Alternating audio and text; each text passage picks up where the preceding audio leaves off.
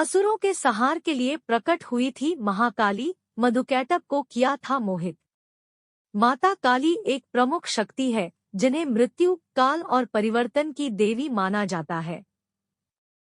भगवती श्री काली की पूजा करने मात्र से प्राणी के सभी संकट दूर हो जाते हैं। पौराणिक ग्रंथों के अनुसार माता काली एक प्रमुख शक्ति है जिन्हें मृत्यु, काल और परिवर्तन की देवी माना जाता है। माता काली की कृपा का कोई पार नहीं है। यह कुछ ही पलों में भक्तों के सारे संकट, कष्ट, विपत्ति और काल को हर लेती है।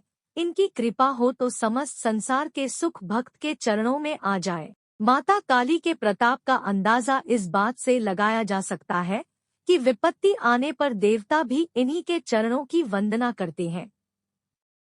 आइए जानते हैं माता काली से जुड़ी हुई पौराणिक कथा।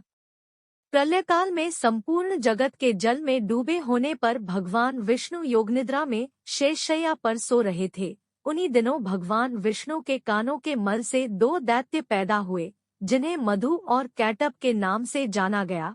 यह दोनों प्रलयकाल के सूर्य की तरह विशालकाय और तेजस्वी थे। उनके जबड़े बहुत बड़े थे।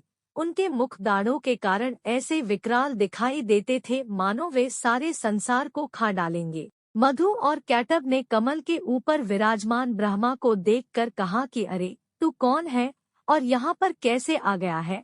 ऐसा कहते हुए वे दोनों ब्रह्मा जी को मारने के लिए तैयार हो गए। ब्रह्मा जी ने देखा कि ये दोनों मेरे ऊपर आक्रमण करना चाहते हैं और भगवान विष्णु समुद्र के जल में सो रहे हैं। उन्होंने अपनी रक्षा के लिए महामाया भगवती की स्तुति की और उनसे प्रार्थना की कि अम्बा, आप इन दोनों असुरों को मोहित करके मेरी रक्षा करो और अजन्मा भगवान नारायण को जगा दो।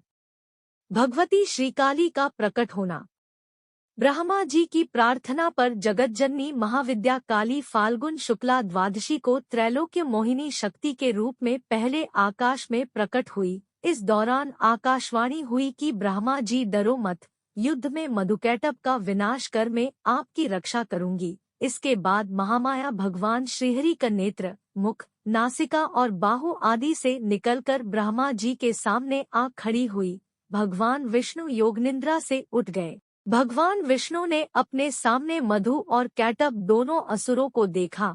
उन दोनों दैत्यों के साथ भगवान का 5000 वर्ष तक घोर युद्ध हुआ। आखिर में महामाया के प्रभाव से मोहित होकर उन असुरों ने भगवान विष्णु से कहा कि हम तुम्हारे युद्ध से अत्यंत प्रभावित हुए, तुम हमसे अपनी इच्छानुसार वर मांग लो।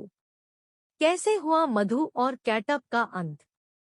भगवान विष्णु ने मधु और कैटभ से कहा कि यदि तुम लोग मुझ पर प्रसन्न हो तो मुझे यह वर दो कि तुम्हारी मृत्यु मेरे हाथों से हो। उन असुरों ने देखा कि सारी पृथ्वी जल में डूबी हुई है। अगर हम सूखी धरती पर अपनी मृत्यु का वर दे दे तो यह हमें नहीं मार पाएंगे और हमें भगवान को वरदान देने की उपाधि भी प्राप्त हो जाएगी। अंत में उन दोनों ने भगवान विष्णु से कहा कि तुम हमारा ऐसी जगह वध कर सकते हो जहाँ की धरती भीगी हुई न हो।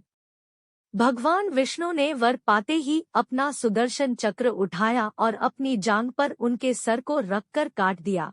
इस तरह से भगवती महाकाली की कृपा से उन असुरों की बुद्धि फिर गई और उन दोनों का अंत हुआ। इसी तरह से माता ने कई बार अपनी शक्तियों से सृष्टि की रक्षा की है। समस्त संसार ही उन्हीं का है, इसीलिए हर मुश्किल घड़ी में उनके बच्चे यही कहते हैं, हे माँ रक्षा करो। शास्त्रों में लिखा है, सृष्टि की हर प्रमुख शक्ति आदिशक्ति जगदम्बा से ही प्रकट हुई है। माता काली की तरह ही परमात्मा की पराशक्ति भगवती निराकार होकर भी सृष्टि का दुख दूर करने के लिए युग युग में साकार रूप धारण करके अवतार लेती है। भगवती का शरीर ग्रहण उनकी इच्छा का वैभव कहा गया है। महामाया इन्हीं की है जो सबके मन को खींचकर मोह में डाल देती है। उनकी माया से मोहित होने के कारण ब्रह्मादि समस्त देवता भी परम तत्व को नहीं जान पाते, फिर मनुष्यों की तो बहुत दूर की बात है।